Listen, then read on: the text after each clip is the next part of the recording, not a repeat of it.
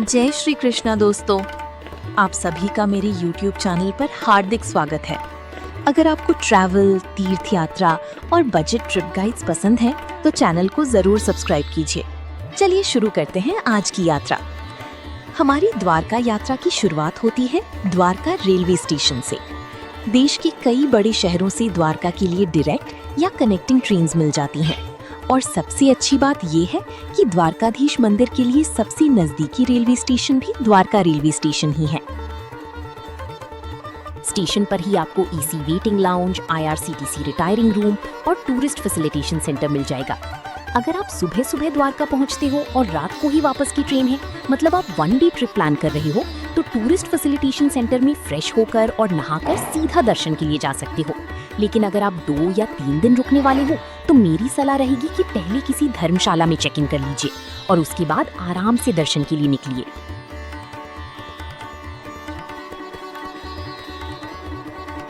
अगर आप सिर्फ 1 डे की द्वारका ट्रिप प्लान कर रहे हैं और रात को आपकी सोमनाथ या किसी और डेस्टिनेशन के लिए ट्रेन है, तो अपना सामान लेकर घूमने की बिल्कुल जरूरत नहीं है।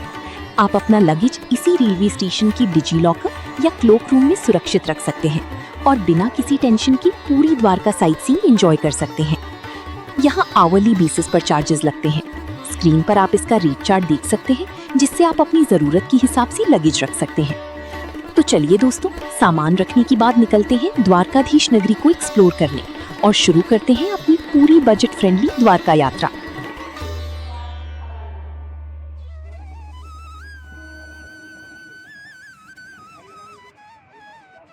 अगर आप भी सोचते हो कि द्वारका यात्रा करने के लिए 5,000 से 10,000 रुपए तक का बजट चाहिए, तो इस वीडियो को एंड तक जरूर देखिए, क्योंकि इस वीडियो में मैं आपको सिर्फ बजट में द्वारका का कंप्लीट 2 दिन का ट्रैवल गाइड दिखाने वाली हूँ। रेलवे स्टेशन से लेकर धर्मशाला, मंदिर दर्शन, खाना, लोकल ट्रांसपोर्ट और सारी इंपॉर्टेंट इन्फॉर्मेशन के साथ। द्वारका की बजट धर्मशालाओं पर एक कंप्लीट वीडियो पहले ही अपलोड किया है। अगर आप स्टे प्लान कर रहे हो, तो वो वीडियो भी जरूर देख लेना। रेलवे स्टेशन से द्वारकाधीश मंदिर सिर्फ 15-20 मिनट की वॉकिंग डिस्टेंस पर है और अगर आप चलना नहीं चाहते, तो बाहर से ई-रिक्शा सिर्फ 10-20 रुपए पर पर्सन में मंदिर के पास तक छोड़ देता है। मैं इस बार पैदल ही जा रही हूँ, क्योंकि रास्ते में आपको एक बहुत ही सुंदर स्टेपवेल और काफी सारे लोकल मार्केट्स भी देखने को मिलेंगे। कोशिश करिएगा कि आप सुबह 7 से 8 बजे के बीच गोमती घाट पहुंच जाओ। सबसे पहले गोमती घाट पर जाइए।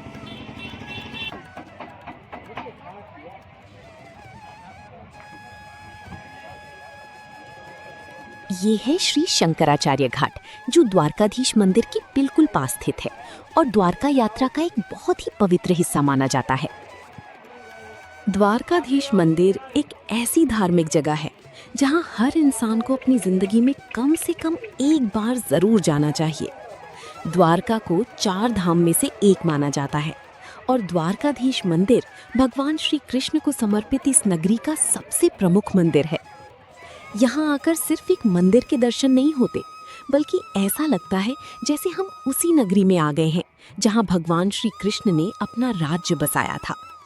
मंदिर की भव्य शिखर, लहराती हुई ध्वजा, गोमती घाट और समुंदर का ये पूरा वातावरण मिलकर द्वारका को एक अलग ही रूप देता है। श्री शंकराचार्य घाट की बिल्कुल ऑपोजिट साइड पंचतीर्थ मंदिर स्थित है। वहां का खूबसूरत नजारा मैं आपको शाम की टाइम दिखाने वाली हूँ, जब पूरा एरिया और भी ज्यादा सुंदर लगता है।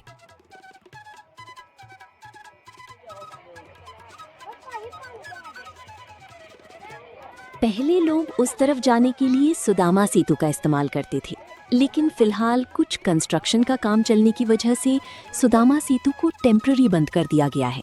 इसलिए अब हमें वहां पहुंचने के लिए दूसरे रूट से जाना पड़ेगा। ऐसा माना जाता है कि यहाँ गोमती नदी अरब सागर से मिलती है। बहुत सी श्रद्धालु मंदिर दर्शन से पहले यहाँ पवित्र स्नान करते हैं। गोमती घाट पर चेंजिंग रूम की फैसिलिटी भी उपलब्ध है और अगर आप लोग स्नान करके आए हों तो कम से कम हाथ, पैर और मुंह धोकर पवित्र होकर मंदिर के दर्शन के लिए जाइए।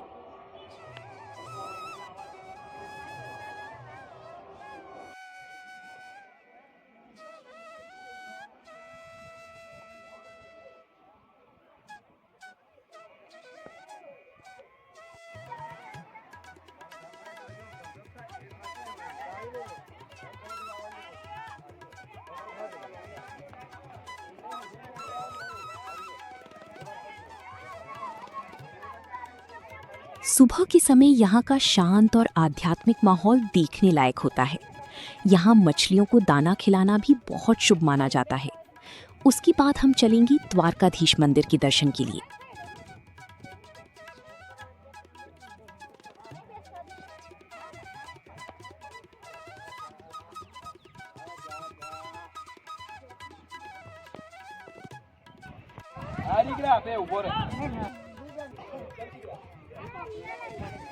इस पूरी वीडियो में मैं आपको बताऊंगी कि कम बजट में ज़्यादा से ज़्यादा जगह कैसे कवर करनी है, किन चीज़ों का ध्यान रखना है और अपनी द्वारका ट्रिप को कैसी मेमोरेबल बनाना है।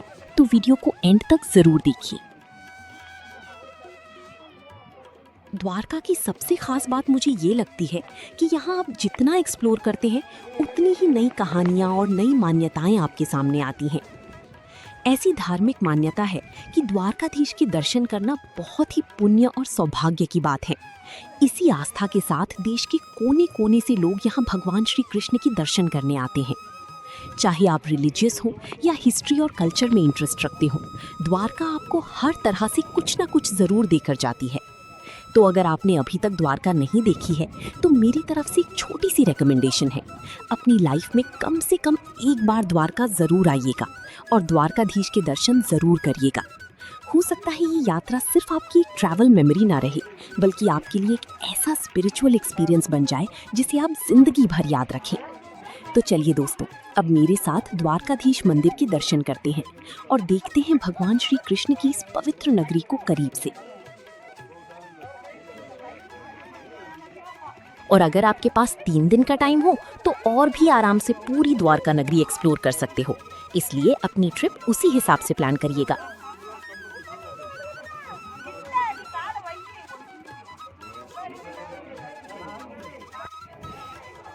अब हम पहुंच गए हैं श्री द्वारकाधीश मंदिर के पास। इस मंदिर के 2 प्रमुख प्रवेश द्वार हैं, स्वर्ग द्वार और मोक्ष द्वार। स्वर्ग द्वार तक पहुंचने के लिए आपको कुछ सीढ़ियां चढ़नी पड़ती हैं। ऐसा माना जाता है कि भक्त इसी द्वार से अंदर जाकर भगवान श्री कृष्ण के दर्शन करते हैं। दर्शन के बाद अधिकतर श्रद्धालु मोक्ष द्वार से बाहर निकलते हैं। मैं अभी मोक्ष द्वार से मंदिर में प्रवेश करने वाली हूँ, क्योंकि उससे पहले मुझे आप सबको कुछ बहुत ही इम्पोर्टेंट इन्फॉर्मेशन देनी है। सबसे पहली बात, द्वारकाधीश मंदिर के अंदर मोबाइल फ़ोन, कैमरा, बैग्स और दूसरा सामान ले जाना अलाउड नहीं है। इसके लिए मंदिर के पास फ्री सामान घर की फैसिलिटी दी गई है, जहां आप अपना फ़ोन, बैग और चप्पल जमा कर सकते हो। लेकिन ध्यान रहे, ये फैसिलिटी सिर्फ मंदिर दर्शन के दौरान के लिए होती है। दर्शन के तुरंत बाद आपको अपना सामान वापस ले लेना होता है। इसके अलावा यहाँ कुछ प्राइवेट लॉकर और सामान घर भी हैं, जहाँ अगर आप पूरे दिन के लिए सामान रखना चाहते हो तो वो लगभग 500 से 800 रुपए तक चार्ज कर सकते हैं। इसलिए अगर आपके पास हेवी लगेज है तो मेरी सलाह रहेगी कि उसे अपनी होटल या धर्मशाला में ही छोड़ कर आएं, या फिर द्वारका रेलवे स्टेशन के क्लॉक रूम या डिजी लॉकर फैसिलिटी का इस्तेमाल करें। अब एक और बहुत ज़रूरी बात, मंदिर का फ्री सामान घर सुबह लगभग 9 बजे खुलता है। इसलिए अगर आप इसी टाइम के आसपास दर्शन के लिए आते हो तो भीड़ भी कंपैरेटिवली कम मिलेगी और आप अपना फ़ोन, बैग और चप्पल सब कुछ फ्री में जमा कर पाओगे।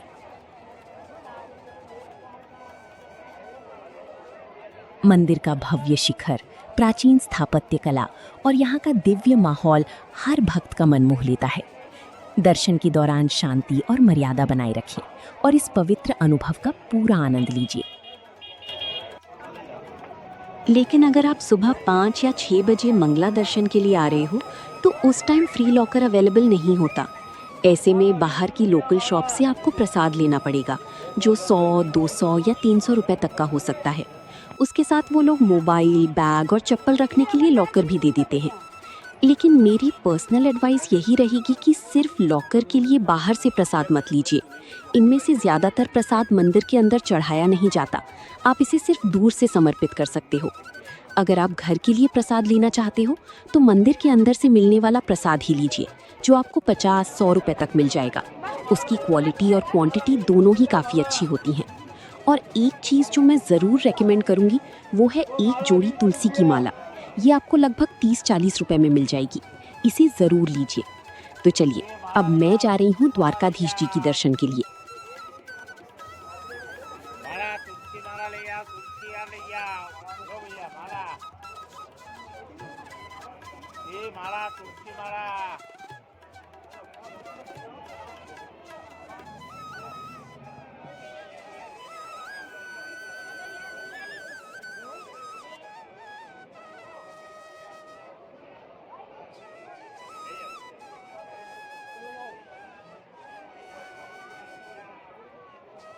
धार्मिक मान्यता के अनुसार इस द्वार से बाहर निकलना मोक्ष और आध्यात्मिक शांति का प्रतीक माना जाता है। मंदिर के खुलने और बंद होने का समय भी यहाँ डिस्प्ले किया गया है, आप स्क्रीन पर देख सकते हैं।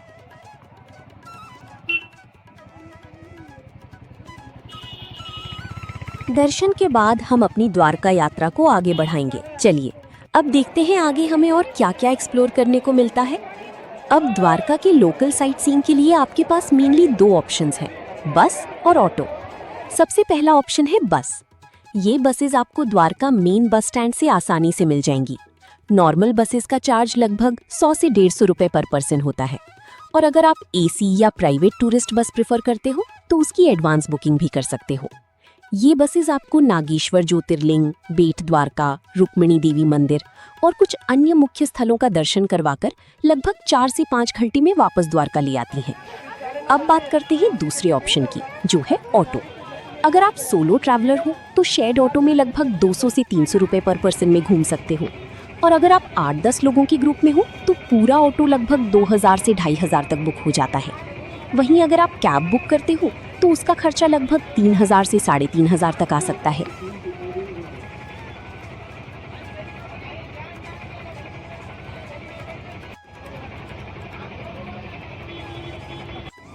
ऑटो बुक करते वक्त एक बात का ज़रूर ध्यान रखिए, पहले ही ड्राइवर से कंफर्म कर लीजिए कि कौन कौन सी जगह कवर करवाएंगे और कितने बजे तक वापस छोड़ेंगे। अगर पैकेज में शिवराजपुर बीच, हनुमानगढ़ी और कुछ एक्स्ट्रा अट्रैक्शंस भी शामिल हैं तो शेयर्ड ऑटो का चार्ज लगभग 300 रुपये पर पर्सन तक हो सकता है। और ये आप लोगों के लिए बेस्ट ऑप्शन है अगर आप लोग 2-3 जनों के ग्रुप हैं तो अपने बजट और टाइम के हिसाब से जो ऑप्शन आपको सही लगे वो चूज़ कीजिए। चलिए अब हम निकलते हैं द्वारका के अन्य मुख्य मंदिरों और दर्शनीय स्थलों की तरफ।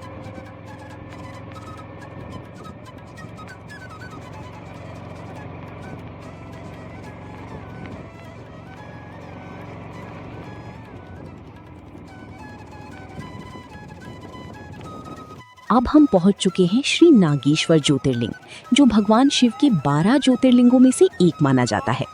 द्वारका से इसकी दूरी लगभग 16 से 18 किलोमीटर है और ये द्वारका यात्रा का एक बहुत ही महत्वपूर्ण तीर्थ स्थल है। मंदिर के बाहर से ही आपको भगवान शिव की विशाल प्रतिमा देखने को मिलती है, जो यहाँ आने वाली हर भक्त का ध्यान अपनी तरफ खींच लेती है। और फोटो लेने के लिए भी ये एक बहुत ही पॉपुलर स्पॉट है।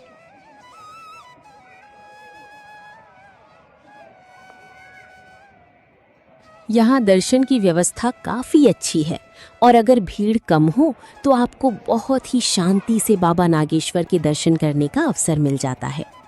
ऐसी मान्यता है कि सच्चे मन से यहाँ भगवान शिव की पूजा और दर्शन करने से भक्तों पे कष्ट दूर होते हैं और उन्हें सुख, शांति और शिवजी का आशीर्वाद प्राप्त होता है।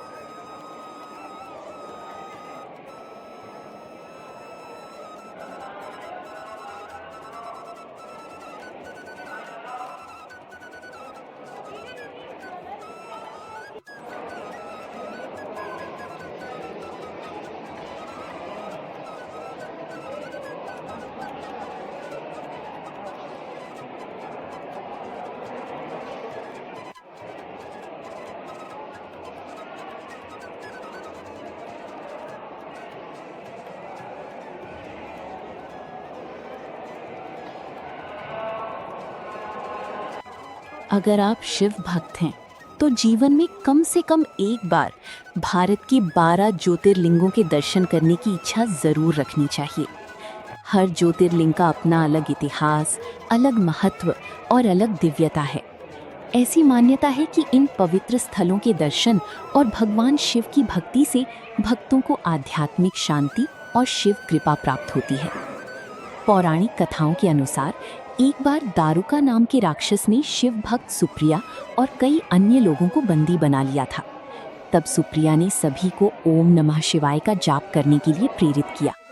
उनकी भक्ति से प्रसन्न होकर भगवान शिव स्वयं यहाँ प्रकट हुए, राक्षस का वध किया और इसी स्थान पर ज्योतिर्लिंग के रूप में विराजमान हो गए। इसी वजह से इस स्थान का नाम नागेश्वर ज्योतिर्लिंग पड़ा। ऐसी मान्यता है कि यहाँ सच्चे मन से भगवान शिव की पूजा करने से भय, नकारात्मक ऊर्जा और जीवन की कठिनाइयों से लड़ने की शक्ति प्राप्त होती है।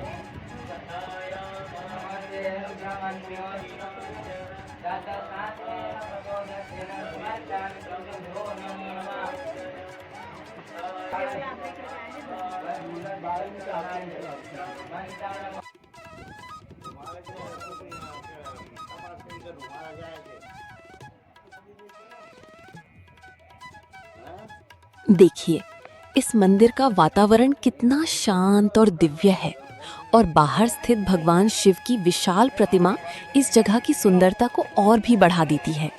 यहाँ आकर सच में एक अलग ही आध्यात्मिक अनुभव होता है। अगर आप द्वारका यात्रा पर आए हैं तो नागेश्वर ज्योतिर्लिंग के दर्शन बिल्कुल भी मिस मत करिएगा। ये द्वारकाधीश मंदिर से भी आसानी से कवर किया जा सकता है और द्वारका की यात्रा को और भी पवित्र बना देता है।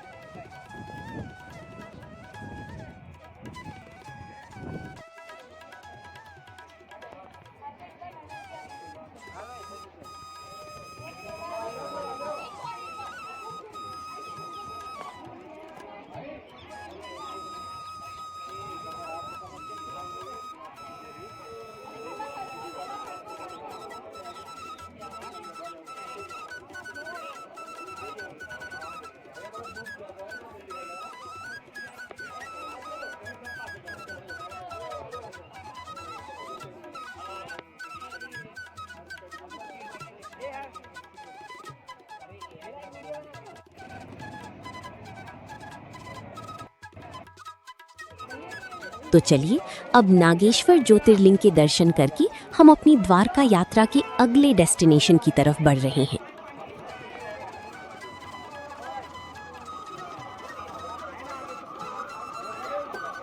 अब हम पहुंच चुके हैं गोपी तालाब, जो द्वारका के सबसे पवित्र और प्रसिद्ध स्थलों में से एक माना जाता है। मान्यता है कि वृंदावन की गोपियां भगवान श्री कृष्ण से मिलने के लिए द्वारका आई थीं।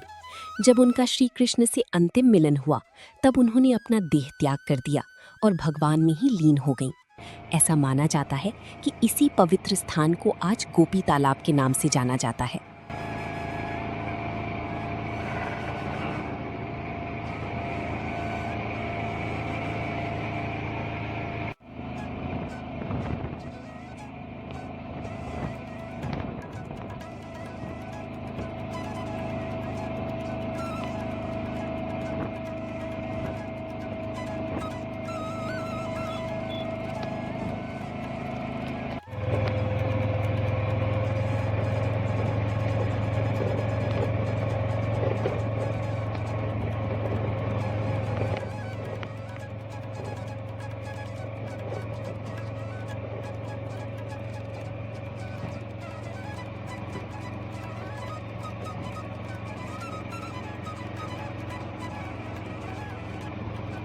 बेट द्वारका, जिसे भगवान श्री कृष्ण का निवास स्थल माना जाता है।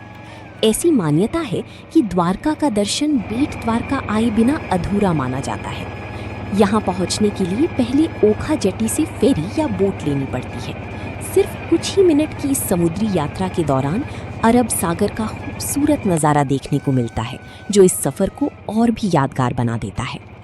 अगर आप लोग बोट से आते हो तो बेट द्वारका पहुंचने के बाद जेट्टी से मंदिर तक आप पैदल जा सकते हैं या फिर शेयरिंग ऑटो भी मिल जाते हैं। ऐसा माना जाता है कि इसी स्थान पर भगवान श्री कृष्ण ने अपने प्रिय मित्र सुदामा का स्वागत किया था। इसलिए इस मंदिर का धार्मिक महत्व और भी बढ़ जाता है। मंदिर का माहौल बहुत ही शांत और भक्ति से भरा हुआ है। मंदिर के अंदर मोबाइल फोन, कैमरा और फोटोग्राफी अलाउड नहीं है, इसलिए एंट्री से पहले अपना सामान लॉकर में जमा कर दीजिए। यहाँ कई सारी शॉप्स अवेलेबल हैं जो आपसे 10 से 20 रुपए लेंगी एक फ़ोन रखने की लॉकर में। दर्शन के बाद थोड़ी देर यहाँ का आध्यात्मिक वातावरण ज़रूर महसूस कीजिए। मंदिर के पास ही निशुल्क भोजनालय की सुविधा भी उपलब्ध है। यहाँ भक्तों के लिए सुबह 11 बजे से दोपहर 2 बजे तक निशुल्क भोजन प्रसाद दिया जाता है। अगर आप इस समय के बीच यहाँ पहुँचते हैं तो इस सेवा का लाभ ज़रूर लीजिए। और अब हम पहुँच गए हैं सोने की द्वारका, पवन धाम, जो द्वारका की काफ़ी पॉपुलर और खूबसूरत जगहों में से एक है। यहाँ का एंट्री टिकट सिर्फ 40 रुपए पर पर्सन है। अगर आप द्वारका घूमने आए हैं तो इस जगह को भी अपनी आइटिनरी में ज़रूर शामिल कीजिए। यहाँ की सबसे खास बात ये है कि अंदर आपको भगवान श्री कृष्ण और द्वारका नगरी से जुड़ी बहुत ही सुंदर झांकियाँ और कलाकृतियाँ देखने को मिलती हैं। सोने जैसी चमक वाली सजावट और भव्य इंटीरियर की वजह से इस जगह को सोने की द्वारका कहा जाता है। अंदर का शांत माहौल और खूबसूरत दर्शन इस जगह को एक अलग ही अनुभव बना देते हैं।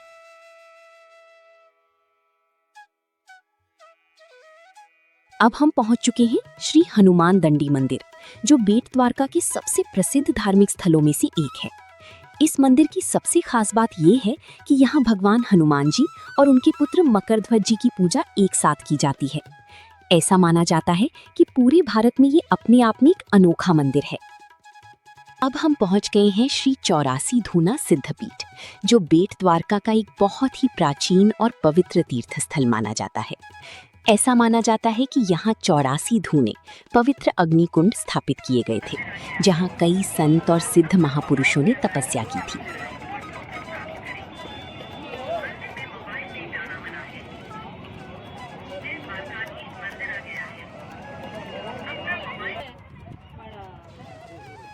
ये है भारत के सबसे अनोखे सुदर्शन सेतु ब्रिज, जो ओखा को पवित्र बेट द्वारका से जोड़ता है। पहले यहाँ पहुँचने के लिए सिर्फ फेरी का सहारा लेना पड़ता था, लेकिन अब इस भव्य ब्रिज की वजह से सफ़र बहुत आसान हो गया है। लगभग 2.3 किलोमीटर लंबा ये केबल स्टेड ब्रिज सिर्फ इंजीनियरिंग का कमाल ही नहीं, बल्कि आस्था का भी प्रतीक है। इस ब्रिज पर चलने के दौरान आपको अरब सागर का शानदार नज़ारा देखने को मिलता है। इस ब्रिज की सबसे खास बात है कि इसके दोनों तरफ भगवान श्री कृष्ण की श्लोक और सुंदर कलाकृतियां बनी हुई हैं, जो इसे और भी दिव्य बना देती हैं। अगर आप द्वारका या बेट द्वारका दर्शन के लिए आ रही हैं, तो सुदर्शन सेतु का सफ़र बिल्कुल मिस मत कीजिए।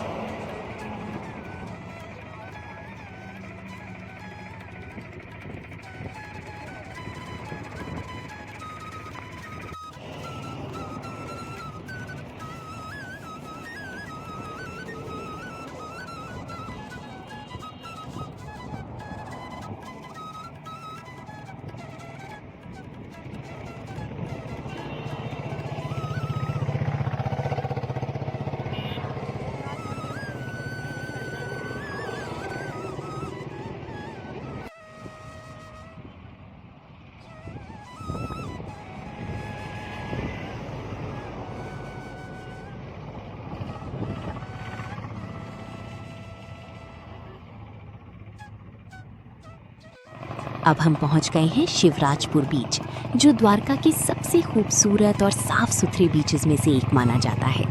अगर आप द्वारका यात्रा के साथ थोड़ा नेचर और एडवेंचर भी एंजॉय करना चाहती हैं, तो ये जगह आपकी लिस्ट में ज़रूर होनी चाहिए।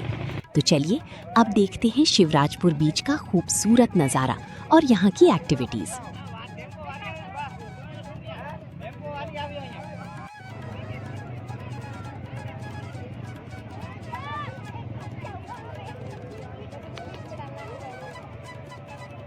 कनु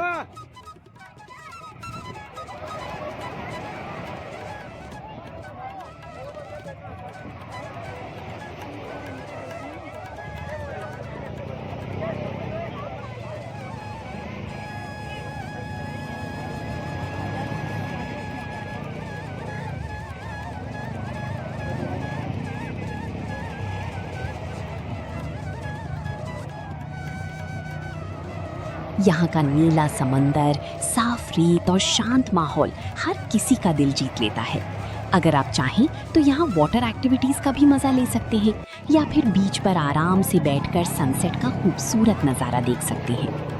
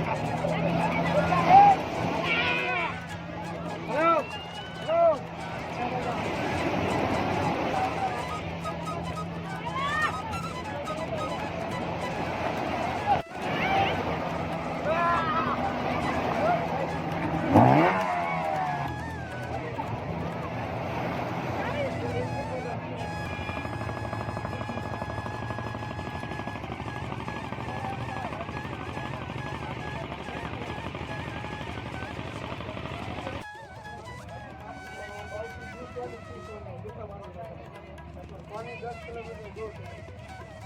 ये तो ढेर सारे लेडीज बोलते थे भैया ये काम आर्मी पुलिस कलेक्टर सब यहाँ पे आते थे।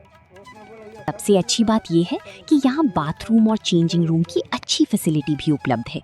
अगर आप स्विमिंग या किसी वाटर एक्टिविटी के बाद कपड़े बदलना चाहते हैं तो आराम से फ्रेश हो सकते हैं। ज़रूरत पड़ने पर सोप, शैम्पू और अन्य बेसिक टॉयलेटरीज भी यहाँ आसानी से मिल जाती हैं। इसलिए एक्स्ट्रा टेंशन लेने की ज़रूरत नहीं है। बस अपने कपड़े साथ रखिए और बीच का पूरा आनंद लीजिए।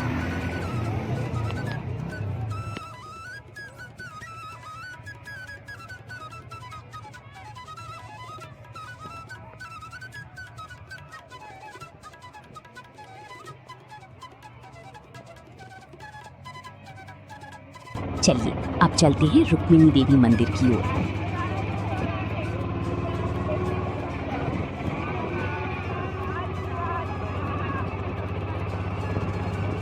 हम आपको लेकर आए हैं गुजरात के पवित्र धाम द्वारका में स्थित रुक्मिणी देवी मंदिर। रुक्मिणी देवी माता को मां लक्ष्मी का अवतार माना जाता है और वे भगवान श्री कृष्ण की प्रमुख पटरानी थी।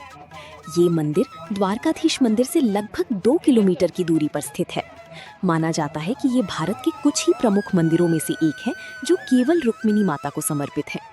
इस मंदिर की शानदार नक्काशी और नागरा शैली की वास्तुकला देखने लायक है। इस मंदिर के अलग होने के पीछे एक प्रसिद्ध कथा है। एक बार महर्षि दुर्वासा ने श्री कृष्ण और रुक्मिणी माता से अपना रथ खींचने को कहा। रास्ते में रुक्मिणी माता को बहुत प्यास लगी। भगवान कृष्ण ने अपने चरण से धरती से जल निकाला और रुक्मिणी माता ने जल पी लिया। लेकिन वे महर्षि दुर्वासा को पहले जल अर्पित करना भूल गईं। इससे क्रोधित होकर दुर्वासा ऋषि ने उन्हें श्राप दिया कि वे श्री कृष्ण से अलग रहेंगी। इसी कारण रुक्मिणी माता का मंदिर द्वारकाधीश मंदिर से अलग स्थित माना जाता है। इसी वजह से यहाँ जलदान की परंपरा भी बहुत महत्वपूर्ण मानी जाती है। यदि आप द्वारका यात्रा पर आए हैं तो द्वारकाधीश मंदिर के दर्शन के साथ रुक्मिणी देवी मंदिर के दर्शन जरूर करें। बहुत से भक्त मानते हैं कि दोनों मंदिरों के दर्शन से ही द्वारका यात्रा संपूर्ण होती है।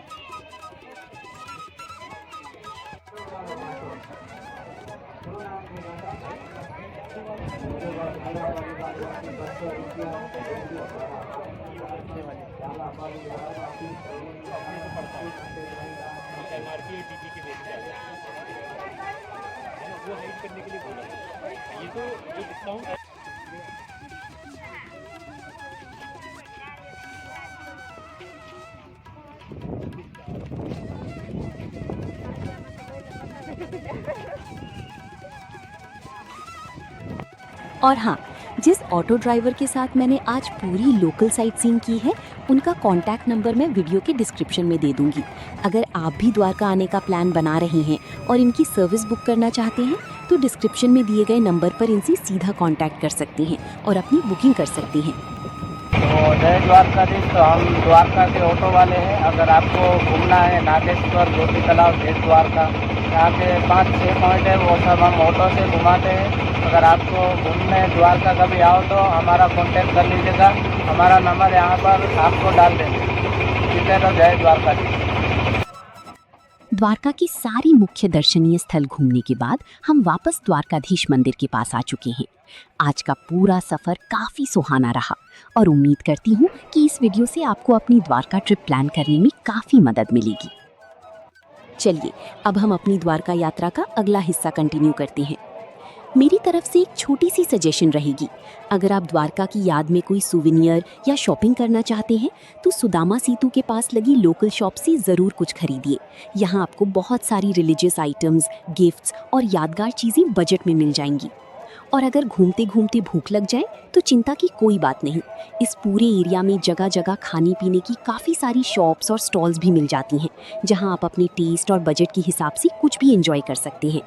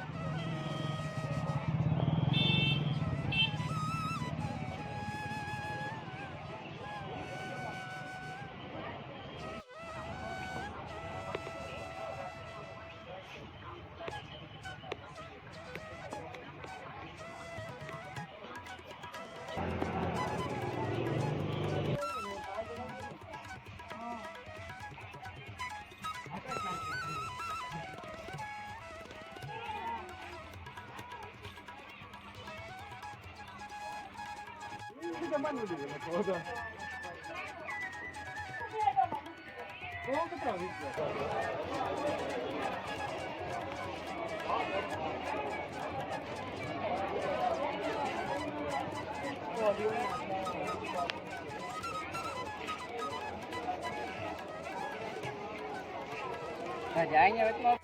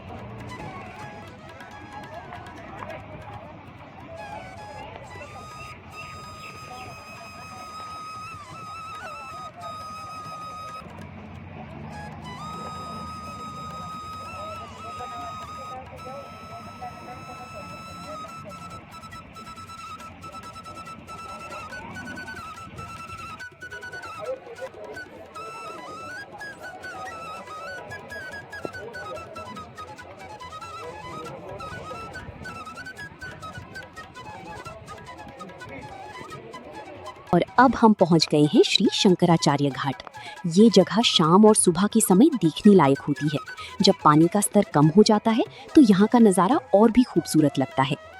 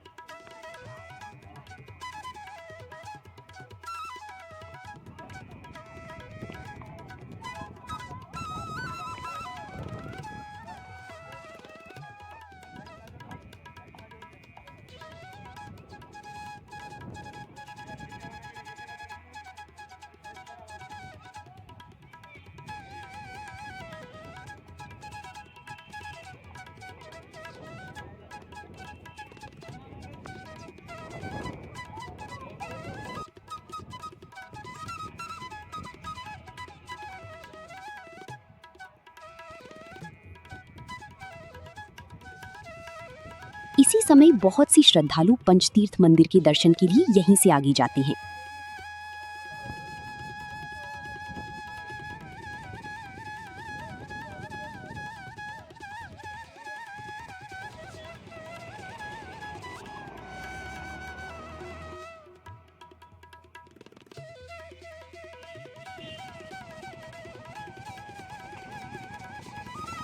अगर आप इस तरफ से सीधे चलेंगी तो रास्ते में काफी सारी होटल्स, लोकल मार्केट्स और छोटी-छोटी शॉप्स भी देखने को मिलेंगी।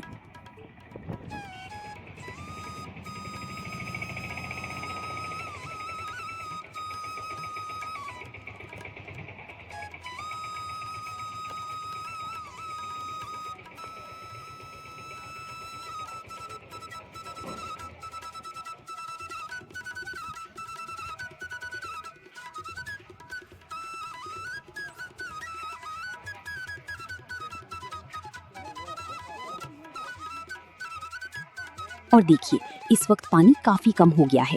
अगर आप चाहें तो पैदल ही इस रास्ते को क्रॉस कर सकते हैं, या फिर थोड़ा अलग एक्सपीरियंस लेना हो तो यहाँ कैमल राइड का भी ऑप्शन मिल जाता है।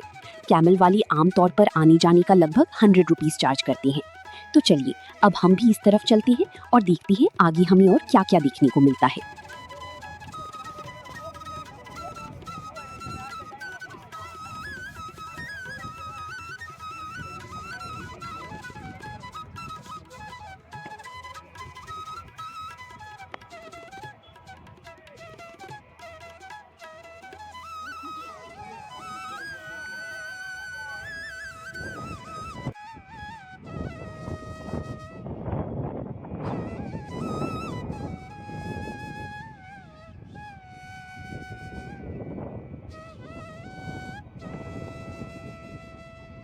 और अब हम पहुंच गए हैं श्री लक्ष्मी नारायण पंचानन तीर्थ, जिसे पंचानन तीर्थ या पंच तीर्थ मंदिर के नाम से भी जाना जाता है। ये स्थल अपने 5 पवित्र कुओं के लिए प्रसिद्ध है, जिन्हें महाभारत काल में पांडवों से जुड़ा हुआ माना जाता है। द्वारका का ये पवित्र स्थल अपने धार्मिक महत्व और शांत वातावरण के लिए काफी प्रसिद्ध है। ऐसा माना जाता है कि यहाँ मौजूद 5 पवित्र कुएं पंचतीर्थ महाभारत काल से जुड़े हुए हैं और इनका संबंध पांडवों से माना जाता है। इसी वजह से हर साल हजारों श्रद्धालु यहाँ दर्शन के लिए आते हैं। सबसे पहले चलिए भगवान श्री लक्ष्मी नारायण जी के दर्शन करते हैं।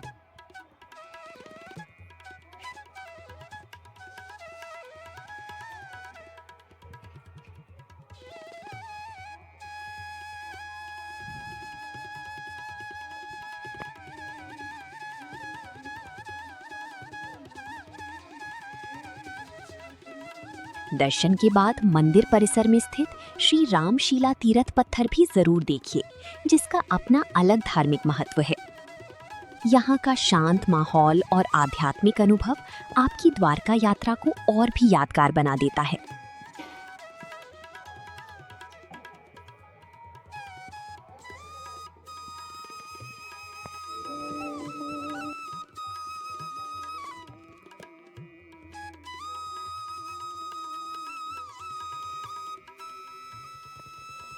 यहाँ की एक बहुत ही खास बात यह है कि मंदिर के सेवक हर आने वाले भक्त को इन 5 पवित्र कुओं का जल निशुल्क पिलाते हैं। ये एक सेवा है, इसलिए अगर आपकी इच्छा हो तो अपनी श्रद्धा के अनुसार दक्षिणा जरूर दीजिए। ऐसी मान्यता है कि ये मंदिर और ये 5 पवित्र कुएं लगभग 5000 साल पुराने हैं, जो इस स्थल के धार्मिक महत्व को और भी बढ़ा देते हैं।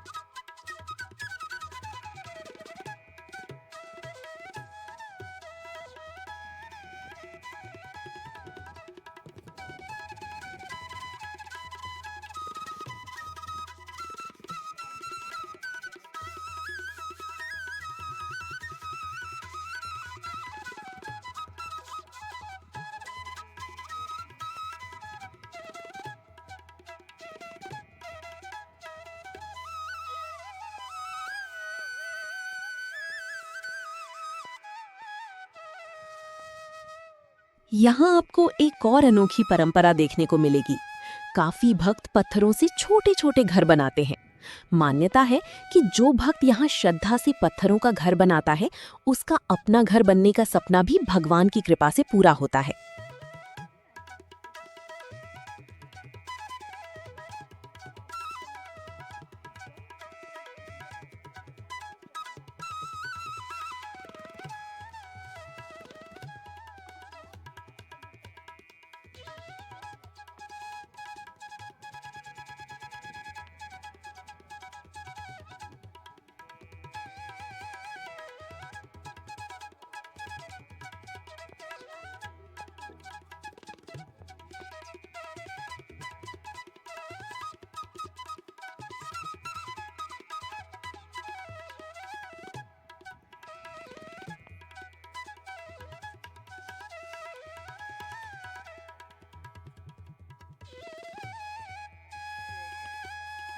तो दोस्तों, दर्शन के बाद अब मैं वापस जा रही हूँ, क्योंकि शाम को श्री शंकराचार्य घाट पर होने वाली भव्य आरती में शामिल होना है।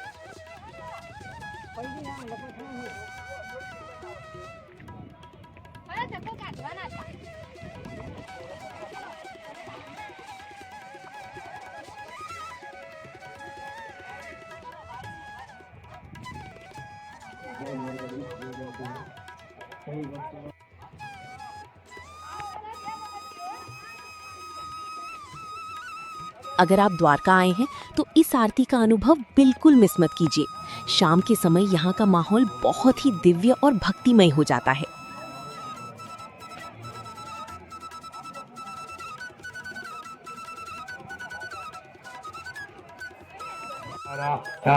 विष्णोः सपेत्रौ विष्णोः स्योरति विष्णु ध्रुवोऽसि वैष्णवमति विष्णवे त्वा श्री गणेशाय नमः। अतः पुरुष सूक्ता हरि ओम सहस्रशीर्षः पुरुषः सहस्राक्षः सहस्रपाद सभौमिको सर्वतस्पृत्वा यदिष्टादशाङ्गुलम् पुरुष एक सघो सर्वं यद्भूतं यच्च भाव्यम् उतामृतत्वस्य यदन्नेनातिरोहति एतावानस्य महिमातो जायांश्च पूरुकः स्य विश्वा भूतानि त्रिपादस्यामृतं दिवि त्रिपादोर्ध्व उदयित पूरुकः पादोऽस्येह भवत पुनः ततो विक्वन्यग्रामत्सासन नसने अभि ततो विराडजा यत विराजो अधिपुरेवायव्य नारण्य ग्राम्याश्च ये तस्मात् जग्नात् सर्वहुतरिचः श्यामानि जग्निरे छन्दा गुंसि जग्निरे तस्माद् यजुष्मा न जायता तस्मान् न स्वा अजायन्त ये खेजो भयादतः गावो अजग्निरे तस्मात् जाता अजावयः तेन देवा तस्य ऋषयश्च ये पुरुषं यददुः तथिधाव्य कल्पयन्न मुखं किमस्याचेत्ये बाहो किमोरु पादा उच्यते ब्राह्मणोऽस्य मुखमा श्रीर्बाहुरजन्यः कृष्ण की जय रुक्ष्मणी मात की जय जगद्गुरु शंकराचार्य भगवान की जय ओम सत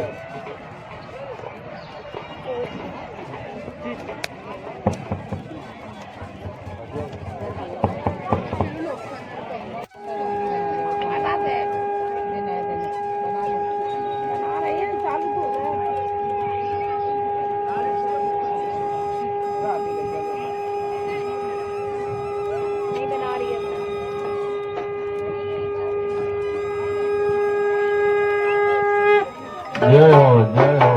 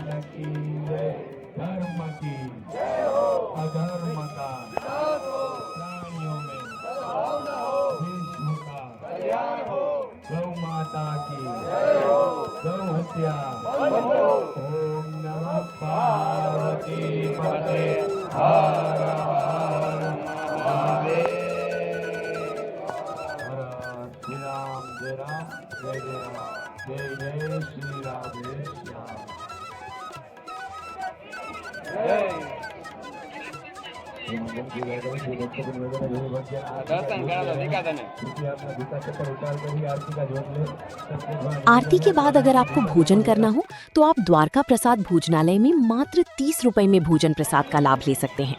और अगर आप अनलिमिटेड थाली खाना चाहते हैं तो श्रीनाथ रेस्टोरेंट में लगभग 200 रुपए में अनलिमिटेड थाली मिल जाती है, जो द्वारकाधीश मंदिर से लगभग 2 किलोमीटर की दूरी पर है। तो इसी के साथ द्वारका यात्रा का हमारा पहला दिन यहीं समाप्त होता है। उम्मीद है आज का सफर और दी गई जानकारी आपको पसंद आई होगी। कल फिर मिलते हैं द्वारका यात्रा के दूसरे दिन के साथ। जय श्री कृष्णा।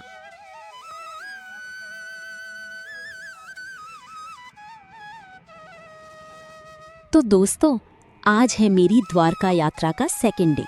सुबह सुबह मैंने सबसे पहले द्वारकाधीश मंदिर में भगवान श्री कृष्ण की दिव्य दर्शन किए और अब मैं जा रही हूँ द्वारका के एक बहुत ही पवित्र और खूबसूरत स्थान गोमती घाट को एक्सप्लोर करने।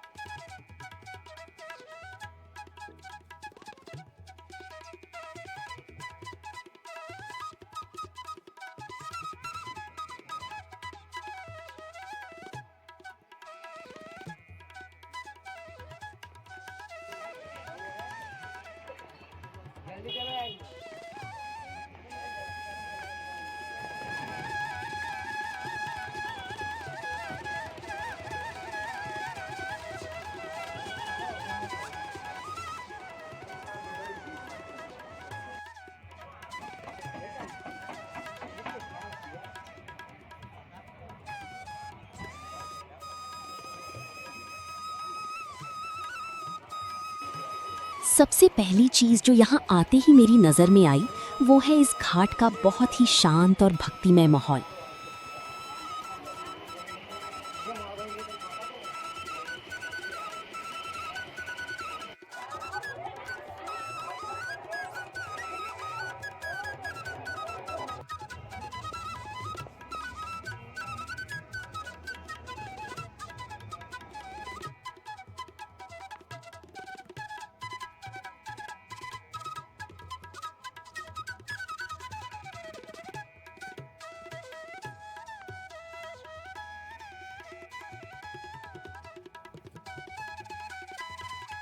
यहाँ सीढ़ियों के दोनों तरफ आपको बहुत सारे छोटे छोटे प्राचीन मंदिर देखने को मिलते हैं।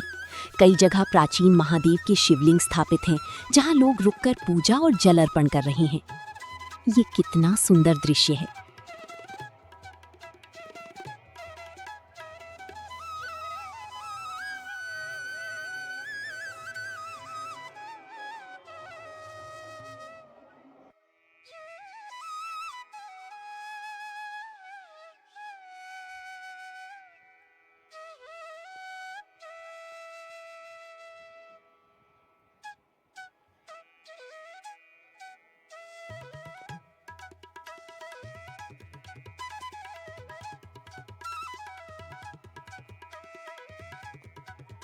कुछ लोग गोमती जी में पवित्र स्नान कर रहे हैं। ऐसी मान्यता है कि यहाँ स्नान करने से पापों का नाश होता है और पुण्य की प्राप्ति होती है।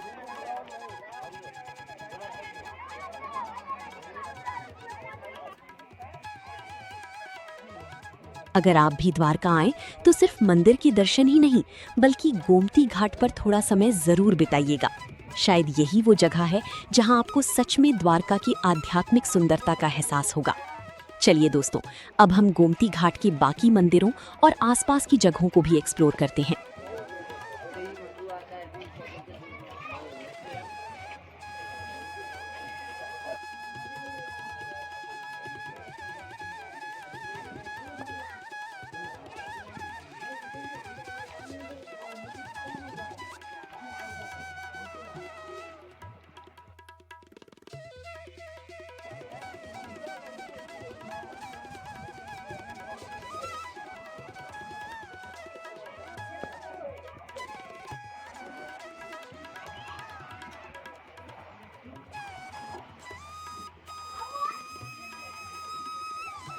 यहाँ घाट के किनारे छोटी छोटी दुकानें भी लगी हुई हैं, जहाँ से आप प्रसाद, शंख, माला और यादगार चीजें खरीद सकते हैं।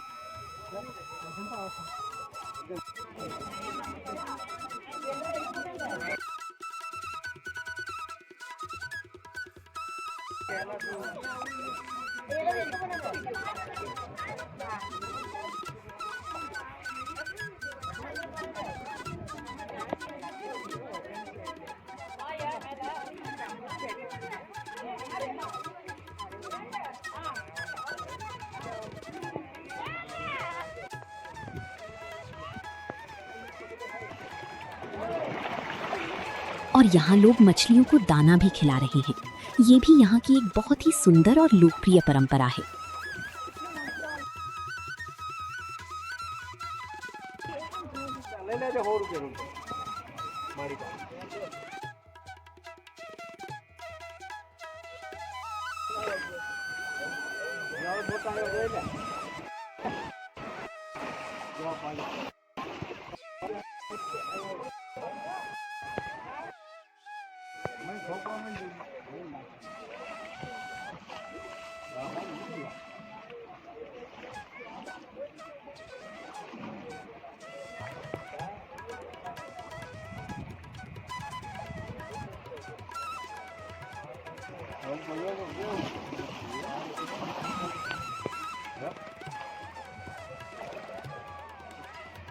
ખાતા હોય ને આ ખાય છે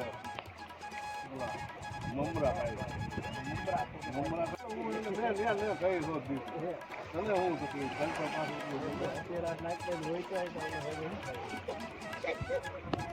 હા નો કરાય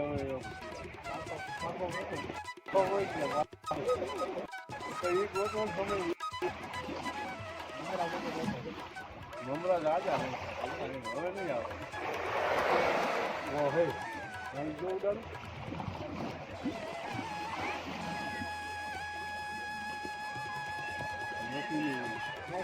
મારી કે લાવો એટલે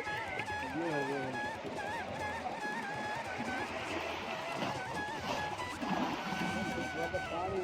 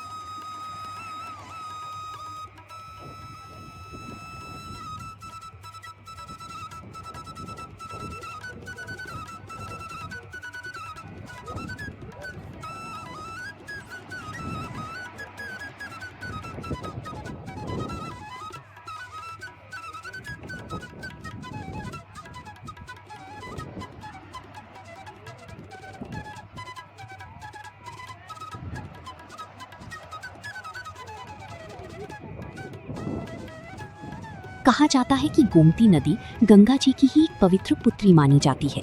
ये नदी यहीं द्वारका में आकर अरब सागर से मिलती है। इसी संगम के कारण इस स्थान का धार्मिक महत्व और भी बढ़ जाता है। पौराणिक मान्यता के अनुसार भगवान श्री कृष्ण रोज इसी गोमती घाट पर स्नान करने और इसके किनारे आने का नियम निभाते थे। इसी वजह से द्वारकाधीश मंदिर के दर्शन के बाद अधिकतर भक्त गोमती घाट जरूर आते हैं और इसी द्वारका यात्रा का एक महत्वपूर्ण हिस्सा माना जाता है।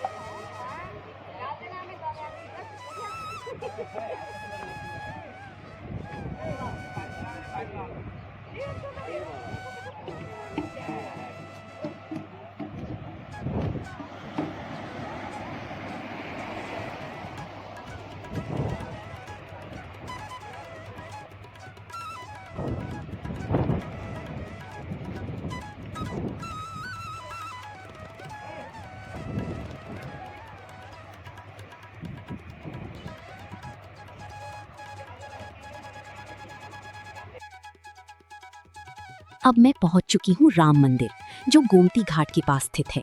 ये भी यहाँ आने वाले श्रद्धालुओं के लिए एक महत्वपूर्ण दर्शन स्थल है। अगर आप गोमती घाट आते हैं तो इस मंदिर के दर्शन भी जरूर करिएगा।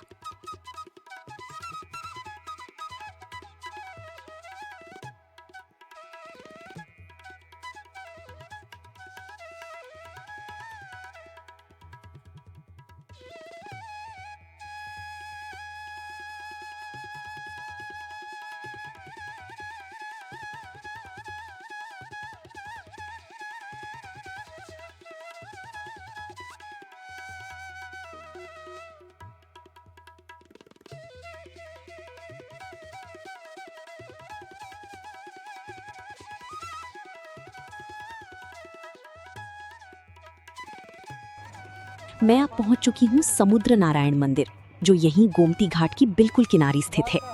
ये मंदिर भगवान विष्णु के समुद्र नारायण रूप को समर्पित है। मंदिर के अंदर का वातावरण बहुत ही शांत और भक्तिमय है। यहाँ आकर ऐसा लगता है जैसे समुद्र की लहरों की धुन और भगवान का आशीर्वाद एक साथ महसूस हो रहा हो। अगर आप गोमती घाट घूमने आए हैं तो इस मंदिर के दर्शन बिल्कुल मिस मत करिएगा। सिर्फ कुछ ही मिनट का समय लगता है, लेकिन यहाँ की शांति और आध्यात्मिक अनुभव आपके दिल में हमेशा के लिए बस जाएगा। और इस मंदिर की एक और खास बात ये है कि यहाँ राम सेतु से जुड़े हुए पत्थर भी देखने को मिलते हैं। मान्यता है कि ये वही तरह के पवित्र पत्थर हैं जिनका उल्लेख रामायण में मिलता है और जिनसे राम सेतु का निर्माण हुआ था। काफी श्रद्धालु इन्हें देखने और इनके बारे में जानने के लिए भी यहाँ जरूर आते हैं। पौराणिक कथाओं के अनुसार जब भगवान श्री कृष्ण ने द्वारका नगरी की स्थापना की थी, तब समुद्रदेव ने उन्हें इस नगरी के निर्माण के लिए भूमि प्रदान की थी। इसी कारण द्वारका में समुद्रदेव का विशेष महत्व माना जाता है। कहा जाता है कि समुद्र नारायण मंदिर इसी आस्था और कृतज्ञता का प्रतीक है। और दोस्तों, एक जरूरी बात जो आपको ध्यान रखनी चाहिए, दोपहर के समय गोमती घाट के अधिकतर मंदिर कुछ घंटों के लिए बंद हो जाते हैं। इसलिए अगर आप गोमती घाट के सभी मंदिरों के आराम से दर्शन करना चाहते हैं तो कोशिश करिए कि सुबह या दोपहर से पहले ही यहाँ पहुँच जाएं। इससे आप बिना किसी जल्दी के हर मंदिर को अच्छे से एक्सप्लोर भी कर पाएंगे और दर्शन भी कर सकेंगे। अब इतना घूमते घूमते और दर्शन करते करते काफी भूख भी लग चुकी है, तो चलिए दोस्तों, अब चलते हैं द्वारका भोजन प्रसादालय, जहां बहुत ही कम दाम में स्वादिष्ट और सात्विक भोजन प्रसाद मिलता है। आइए देखते हैं यहाँ का भोजन कैसा है और इसका पूरा एक्सपीरियंस आपके साथ शेयर करते हैं। यात्रिक भोजन प्रसादालय में बहुत ही कम दाम पर सात्विक भोजन मिलता है। यहाँ का खाना साफ सुथरा, घर जैसा और ताज़ा होता है। यात्रियों के लिए ये जगह काफ़ी लोकप्रिय है।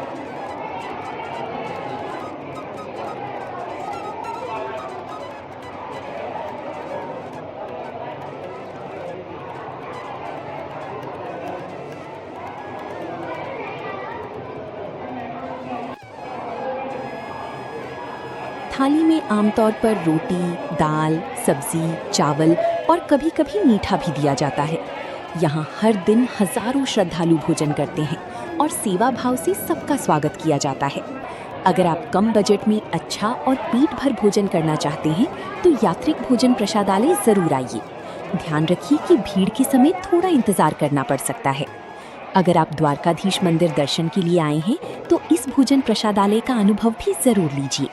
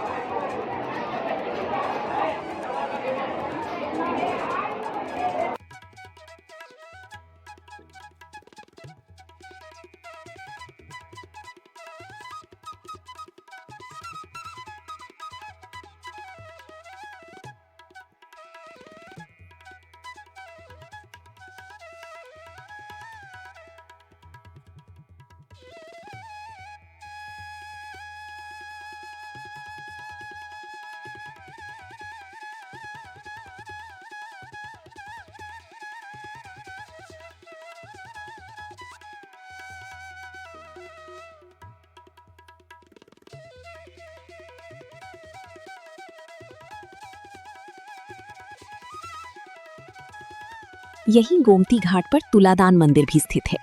मान्यता है कि इसी स्थान पर भगवान श्री कृष्ण को उनकी पत्नी सत्यभामा ने सोने से तोलने का प्रयास किया था, लेकिन पूरा सोना भी भगवान के बराबर नहीं हो सका। अंत में रुक्मिणी जी ने श्रद्धा और भक्ति के साथ सिर्फ एक तुलसी का पत्ता अर्पित किया और उस एक तुलसी पत्ती ने ही तराजू को संतुलित कर दिया। ये कथा हमें सिखाती है कि भगवान को धन दौलत से नहीं बल्कि सच्ची भक्ति और श्रद्धा से प्रसन्न किया जा सकता है। और आज भी इस मंदिर में तुलादान की परंपरा निभाई जाती है। यहाँ भक्त एक बड़ी तराजू पर बैठते हैं और अपने शरीर की वजन के बराबर अनाज, चीनी, घी या अन्य दान की वस्तुओं का दान करते हैं। ऐसी मान्यता है कि तुलादान करने से जीवन में सुख समृद्धि आती है और ग्रह दोष और नकारात्मक प्रभावों को कम करने की प्रार्थना की जाती है। इसलिए कई श्रद्धालु यहाँ विशेष रूप से तुलादान करने भी आते हैं। अगर आप गोमती घाट घूमने आ रहे हैं तो इस अनोखी और ऐतिहासिक मंदिर के दर्शन जरूर करिएगा। ये सिर्फ एक मंदिर ही नहीं बल्कि भक्ति, दान और श्रद्धा की खूबसूरत परंपरा का प्रतीक है।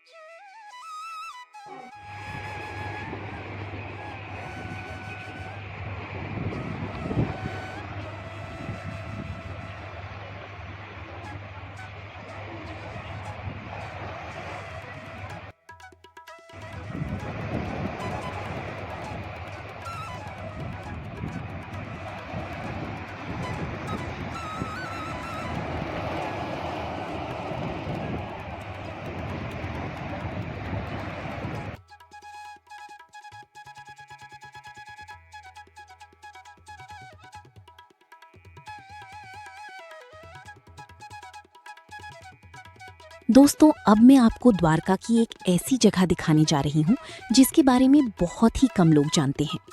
इस जगह का नाम है द्वारका वैकुंठ धाम। जब लोग द्वारका आते हैं तो ज्यादातर द्वारकाधीश मंदिर और गोमती घाट ही देखकर वापस चले जाते हैं, लेकिन वैकुंठ धाम का अपना ही धार्मिक महत्व है। आप देख सकते हैं कि यहाँ का माहौल कितना शांत है।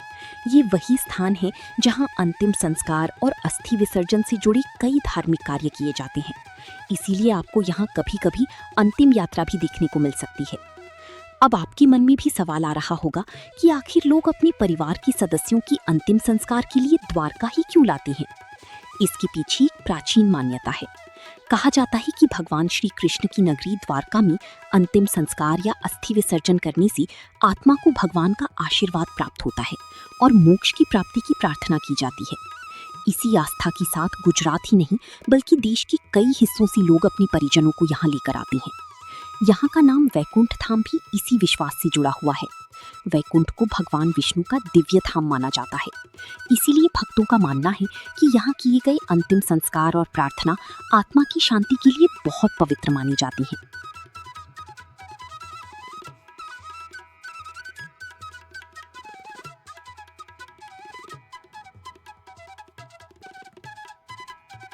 चाहे आप इन मान्यताओं को माने या ना माने, लेकिन यहाँ का वातावरण एक अलग ही शांति और आध्यात्मिकता का एहसास कराता है। अगर आप द्वारका आ रहे हैं और इस नगरी को सिर्फ एक टूरिस्ट की तरह नहीं बल्कि इसकी परंपरा और आस्था को समझना चाहते हैं, तो इस जगह को भी अपनी आइटिनरी में जरूर शामिल करिएगा। अब तक हम गोमती घाट और उसके आसपास के अधिकतर मंदिरों के दर्शन कर चुके हैं। अगर आप आफ्टरनून में फ्री हैं तो इस वक्त द्वारका बीच पर थोड़ा टाइम स्पेंड कर सकते हैं।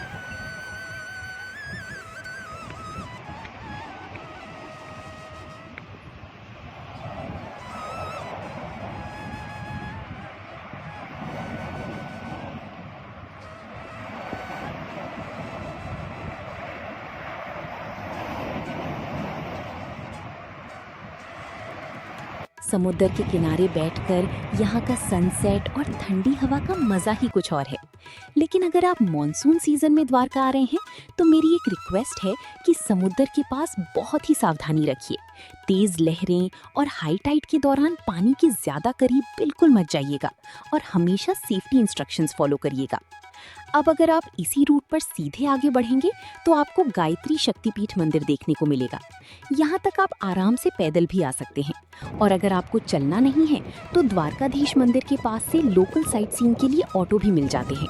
ये ऑटो लगभग 200 से 250 रुपए में आपको आसपास की 1-2 किलोमीटर के अंदर वाले प्रमुख मंदिर, द्वारका बीच, लाइट हाउस और सनसेट पॉइंट भी घुमा देते हैं।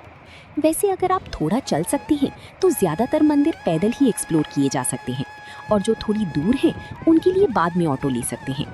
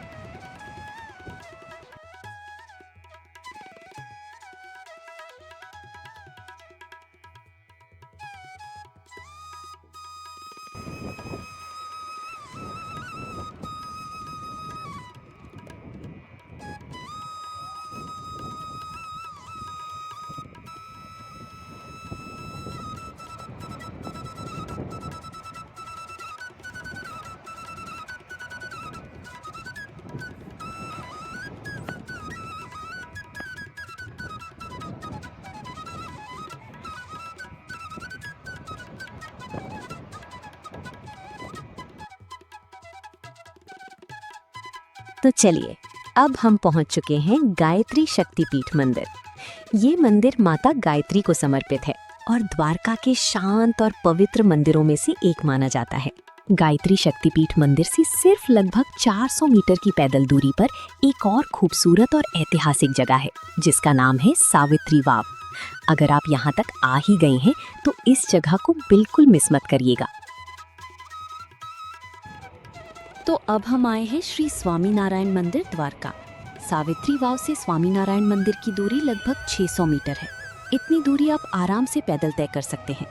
तो बिना किसी देरी के चलिए चलते हैं स्वामीनारायण मंदिर और देखते हैं इस खूबसूरत और भव्य मंदिर की क्या खास बातें हैं।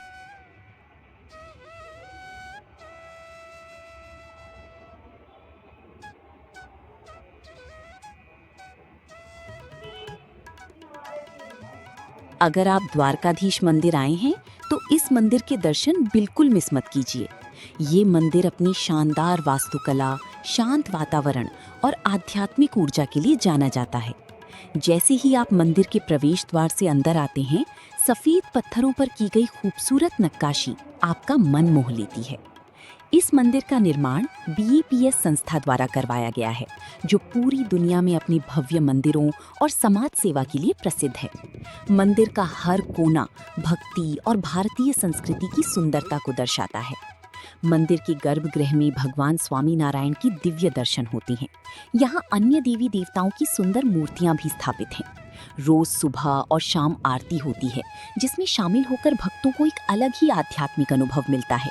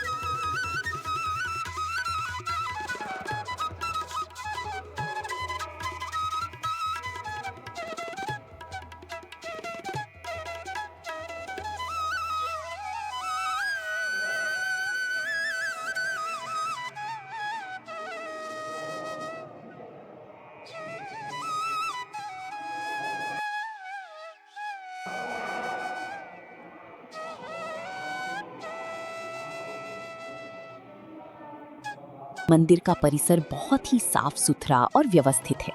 यहाँ कुछ देर बैठकर ध्यान लगाना या भजन सुनना मन को गहरी शांति देता है। अगर आप परिवार के साथ आए हैं तो ये जगह हर उम्र के लोगों के लिए बहुत ही अच्छी है। अगर आप फोटोग्राफी पसंद करते हैं तो मंदिर का बाहरी दृश्य बहुत ही सुंदर है। अगर आप द्वारका यात्रा पर आ रहे हैं तो इस स्वामी नारायण मंदिर को अपनी ट्रैवल लिस्ट में जरूर शामिल कीजिए।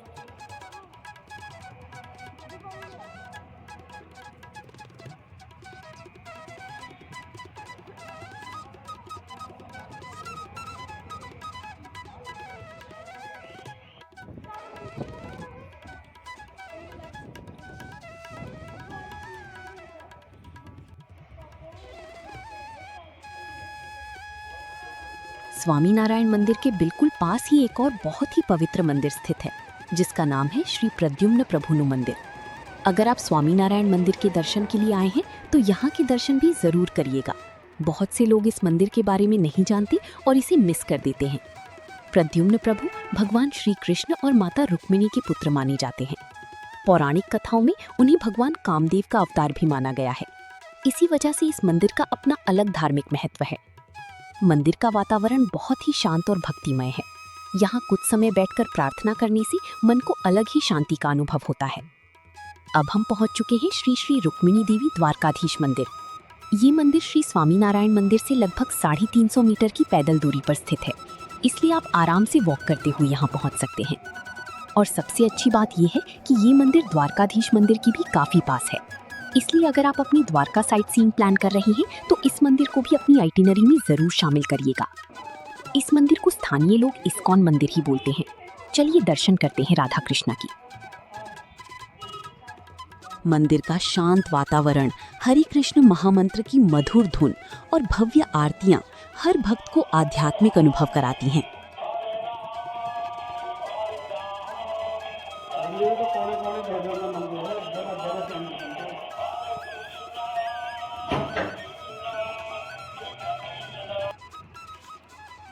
इस मंदिर की स्थापना H.H. महाविष्णु गोस्वामी महाराज ने की थी और आज ये द्वारका के प्रसिद्ध कृष्ण धामों में से एक माना जाता है।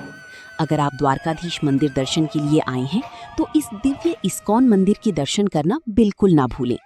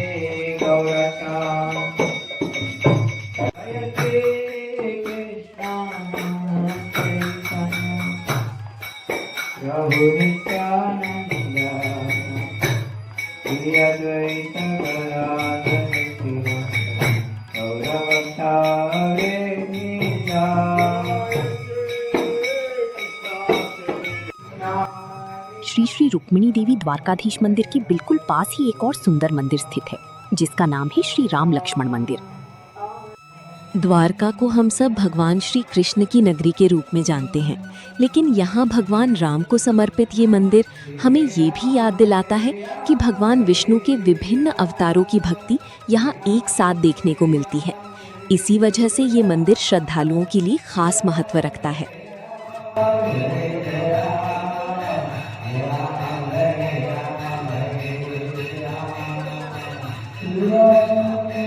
Hare Rama, Hare Rama.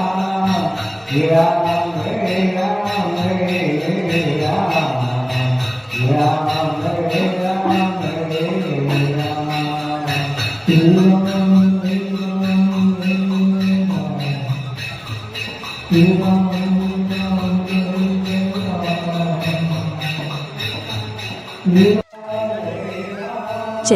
अब बढ़ते हैं अपनी द्वारका यात्रा की अगली डेस्टिनेशन की तरफ। अब हम आए हैं भटकेश्वर महादेव मंदिर की तरफ।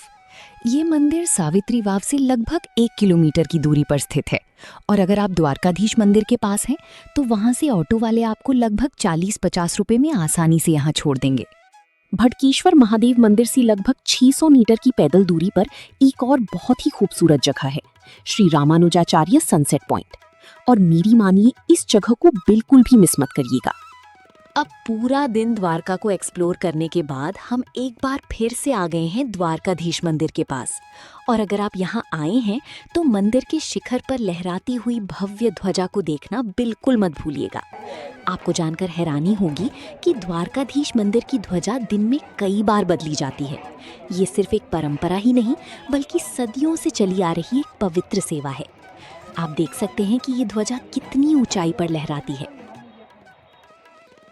दर्शन के बाद आप द्वारका भोजन प्रसादालय जाकर सात्विक और स्वादिष्ट भोजन का आनंद ले सकते हैं।